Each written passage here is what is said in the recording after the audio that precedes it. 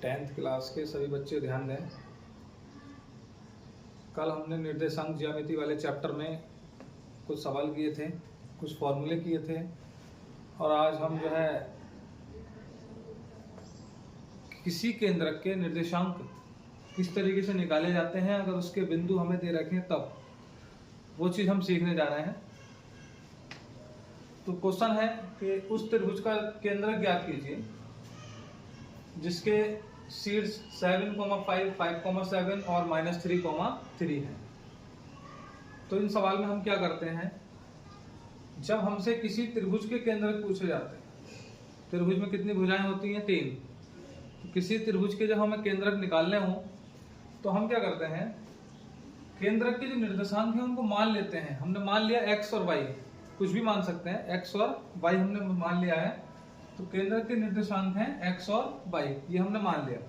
अब इसी से हम उसका केंद्रक ज्ञात कर सकते हैं, ठीक है। तो जितने निर्देशांक हमको दे रखे हैं 7, 5, 5, 7, -3, तो हम इनको सभी को लिखेंगे।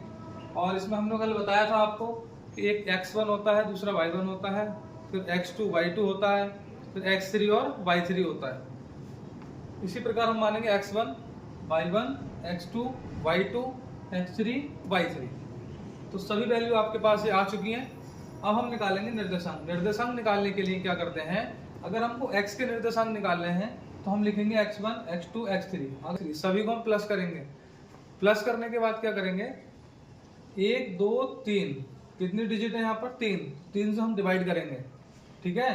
तो याद रखना, त्रिभुज के जब भी आप केंद्रक निकालेंगे तो x का जब केंद्रक निकलेगा तो x बराबर x1 plus x2 plus x3 और अपॉन 3, ठीक है।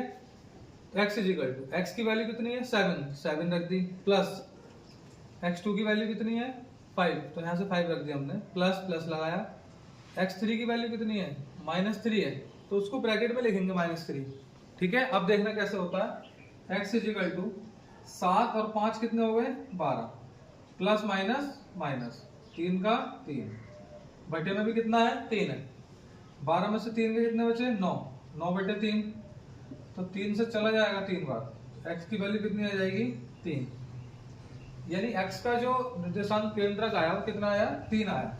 इसी प्रकार हम y का निकालेंगे। y बराबर, y की वैल्यू, y1 की वैल्यू कितनी है? 5, y2 की कितनी है? 7, y3 की कितनी है? 3, और अपॉन में कितना है? 3।